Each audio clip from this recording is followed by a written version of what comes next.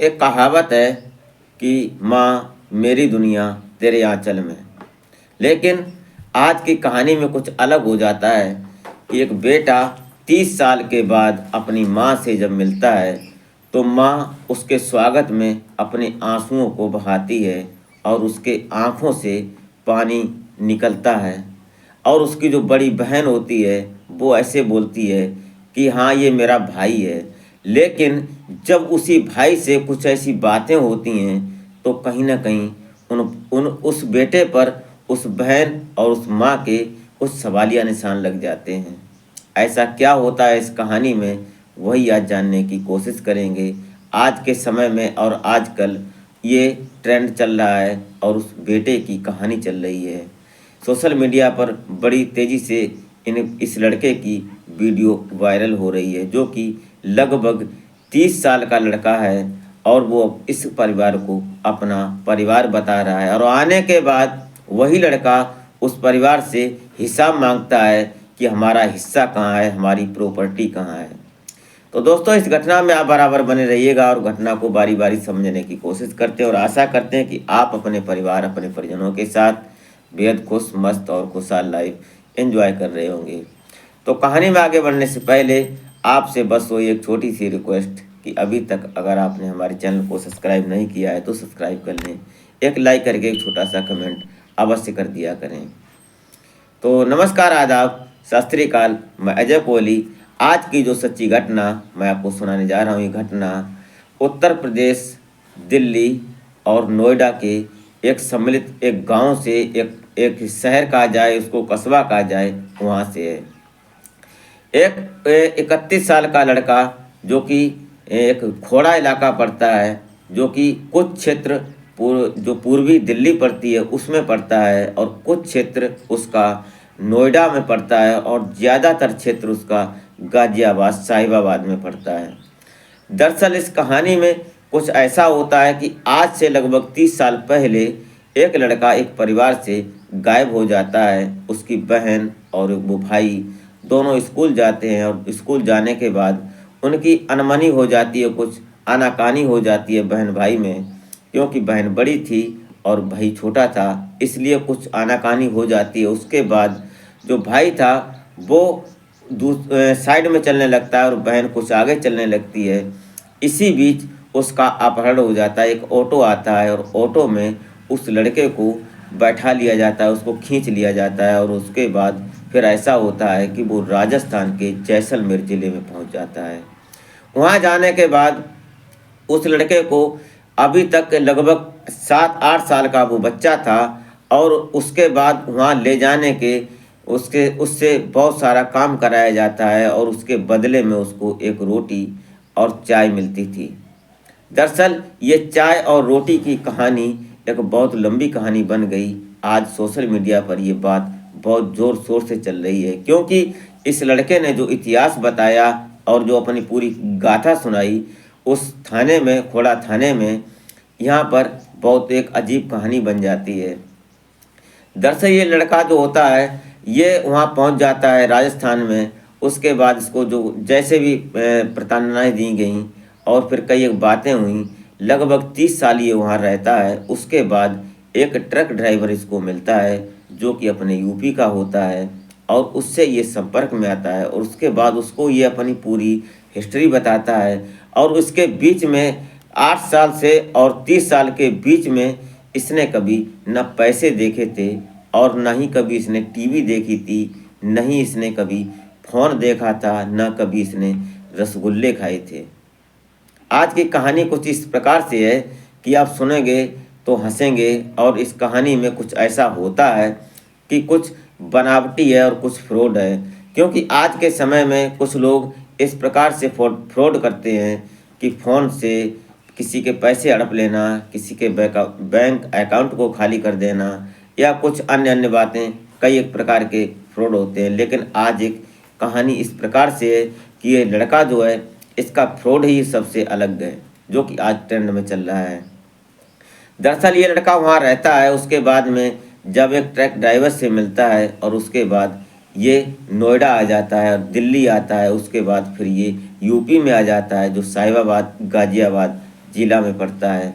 वहाँ पर आने के बाद इसने एक खोड़ा थाना पड़ता है वहीं पर, जो कि 3 राज्यों में पड़ जाता है लगभग, जो कि नोएडा और उत्तर प्रदेश और फिर दिल्ली में, इन 3 स्टेट में पड़ जाता है। उसके बाद ये मिलकर उस खोड़ा थाने में पहुंचता है। उसी एरिया में उसको ये ट्रक ड्राइवर उतार देता है। जब वहाँ पहुँचने के बाद उस ट्रक ड्राइवर ने इसको एक राय दी थी कि तुम्हारे पास जो थाना पड़े उस थाने में जाना और वहाँ जाकर अपनी जो बात है, जो तुम्हारी ज़िंदगी के साथ गुजरी है बात, वो बताना और उसके बाद तुम्हारा जो होगा वो हो जाएगा।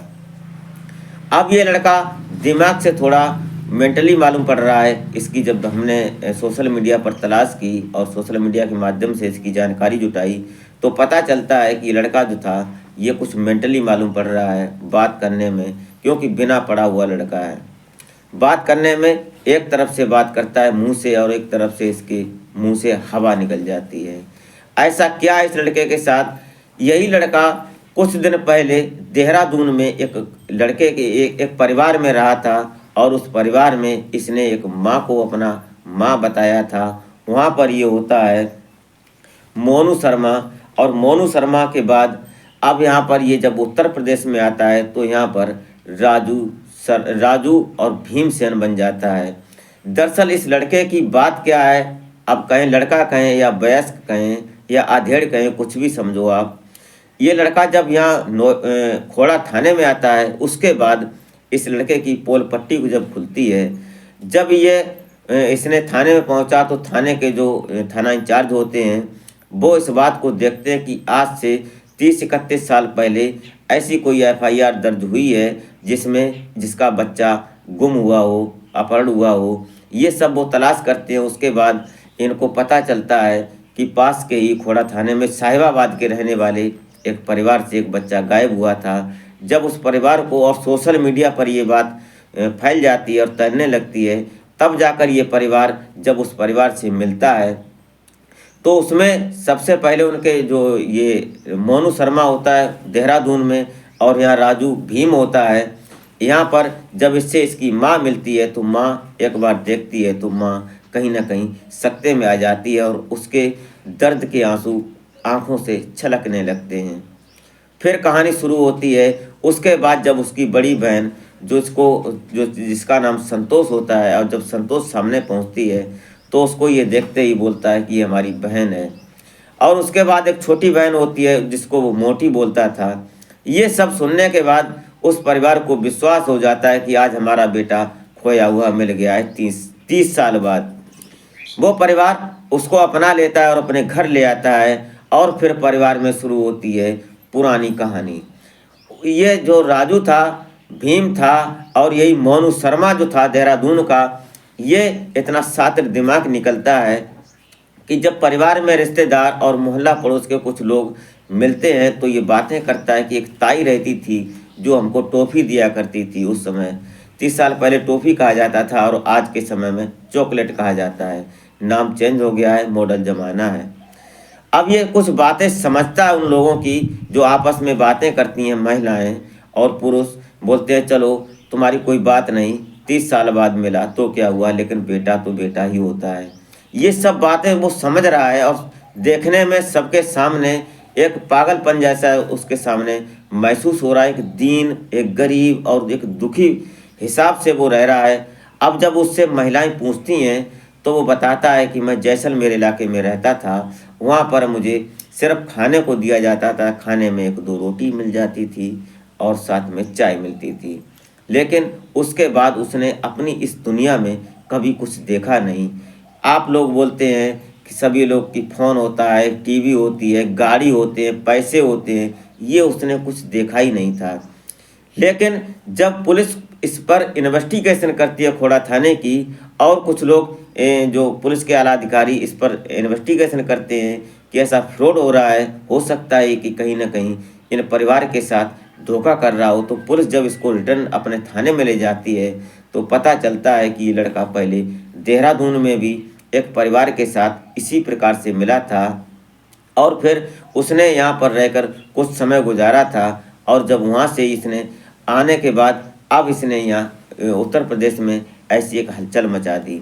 दरअसल ये जिस परिवार में जाता है, उस परिवार में जाने के बाद पहले परिवार की जो प्रॉपर्टी होती है, उसकी संपत्ति होती है, उसकी जांच पड़ताल करता है। उसके बाद इससे पूछता है, उस परिवार से, उस परिवार के मुखिया से, खासकर जिसको अपनी माँ और अपने पिता बनाता था, उससे ये पूछता था कि हमारा हिस्सा कहाँ है, जो ज़मीन है तुम्हारे नाम, उसमें हमारा भी तो हिस्सा बनता है। ये बात कहीं ना कहीं पुलिस को समझ में आ जाती है और पुलिस आज इसको अपने पास फिर ले जाती है और पुलिस इसकी अभी खासकर और मजबूती से इन्वेस्टिगेशन कर रही है। दोस्तों, आज के समय में फ्रॉड कई प्रकार से हो रहे हैं और ये आप और हम और हमारे समाज में ये बात तैरनी चाहिए। सोशल मीडिया पर ये बात खासकर तैर रही है इस समय, क्योंकि फ्रॉड कई प्रकार के हो जाते हैं, नाम अलग अलग रख जाते हैं। कभी तो बोलते हैं कि OTP आएगा, उससे हमें OTP देना। कभी बोलते हैं कि हमने तुमको ये नंबर सेंड किया, इस पर पैसे डालना। कई एक प्रकार के होते हैं, लेकिन आज का जो फ्रॉड है ये कुछ अलग ही है, सबसे अलग है। और ख़ासकर ये जो भीम, राजू और ये जो मोनू शर्मा होता है, ये ऐसे परिवारों को तलाश करता था जिस परिवार से बच्चे कुछ समय पहले गायब हुए थे और उन परिवारों में एक दहशत का माहौल था, एक गम का माहौल था और उन परिवारों को ये टारगेट करता था। और ऐसा ही इसने आज यहाँ खोड़ा थाने में किया, जो कि ये परिवार इस परिवार को अपना लेता है और अपनाने के बाद आज फिर ये लड़का पुलिस में जाता है और पुलिस इसकी छानबीन कर रही है। दोस्तों, इस घटनाक्रम को समझने के बाद, सुनने के बाद आप क्या राय देना चाहते हैं वो कमेंट बॉक्स में ज़रूर दें, क्योंकि आज के समय में सतर्कता ही जीवन का एक संविधान है और समाधान है। क्योंकि अगर हम समझ नहीं पाएंगे तो हमारे साथ कोई भी कुछ कर सकता है। और ख़ासकर भावनात्मक होकर, अगर किसी ने कहा कि हमारे पास फ़ोन नहीं है और हमें अपने भाई या अपनी माँ या अपने पिता से फ़ोन करना है, हो सकता है उतनी ही बात में वो तुम्हारे साथ फ्रॉड कर सकता है। तो आप इस घटना के बारे में क्या समझते हैं, क्या राय देना चाहते हैं, वो कमेंट बॉक्स में ज़रूर दें। इस घटनाक्रम को सुनाने का मकसद आपको हैरान या परेशान करना नहीं होता है, नहीं आपके दिल को ठेस पहुंचाना होता है, सिर्फ और सिर्फ एक सामाजिक जागरूकता होता है। इससे हम और हमारा परिवार, आप और आपका परिवार सुरक्षित रह सकें और हमेशा ऐसी कामना करते हैं। तो मिलते हैं फिर नेक्स्ट वीडियो में, तब तक के लिए जय हिंद।